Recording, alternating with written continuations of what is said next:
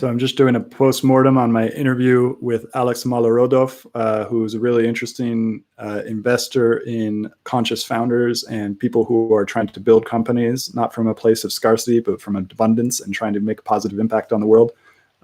Really interesting interview. I'm going to try to cover a few main things that we talked about so that I can both have a record of our conversation, a shorter record than the hour-long conversation we had, which is the main issue because I've got to write summaries for my things. So what did we learn? We learned that boundaries are necessary when you're in progress, spiritual progress. At some point, once you've gotten that experience of limitless self and that you are this limited part of you, this thing you call I is not the true thing that you are, that there's something deeper. Once you've gotten to that point, then boundaries no longer are necessary. Don't take this to mean that they won't ever become necessary again. At some point, you probably will. You are always part of this. As long as you're in this body, you're conditioned, and you will have things that will come up and that will trigger you. So boundaries are important.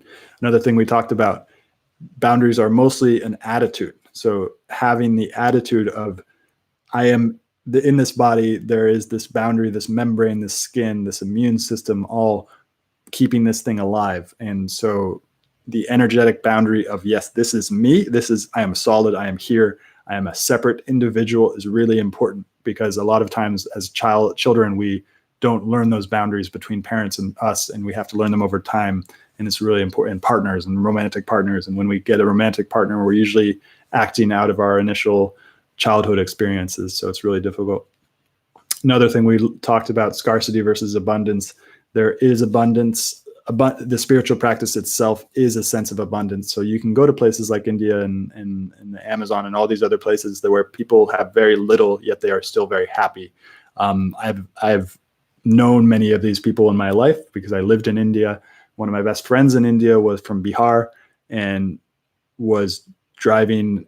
He was a driver for a living, and he picked up English driving foreigners from the mountains, from Delhi airport to the mountains in the Himalayas. And he picked up English from the people that were in the back of his car, and he had nothing. And I went over to his house, and he lived in the slum, and we had a dinner, and he had absolutely nothing. And he was one of the most happy people I've ever met.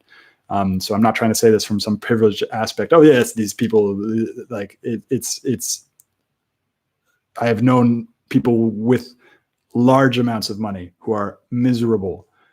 So there's this sense of abundance from the spiritual practice that even in the most scarce physical manifestations of life, there is a chance, an opportunity to be abundant, to come to notice the abundance of what we really do have, that there's this sense of aliveness, even in the most desperate of situations. Plant medicines, we talked a lot about plant medicines and ceremony, life as ceremony, learning that just even looking at a tree can be a ceremony, that you don't need to go to the Amazon and do plant medicines and do all of this stuff, that all of it's available to you right now. You can access this place of untouched, innate presence at any moment. You don't need anything to do it. It's always there. As long as you're alive, maybe even after you're dead, it's always there. There is a permanence here. The 10,000 things are impermanent. There is one thing that is permanent, that innate presence, consciousness, the thing that makes you the same as me. And when we die, our cells will all be mumbled up again together, joined again. And it's that the universe itself is impermanent. So yeah, it was a good conversation. Hopefully you enjoyed it. And if you do want to watch it, it's on iTunes at Crazy Wisdom, also on Spotify, on Stitcher. I'm also got a blog at stuartalsop.substack.com. Have a great day.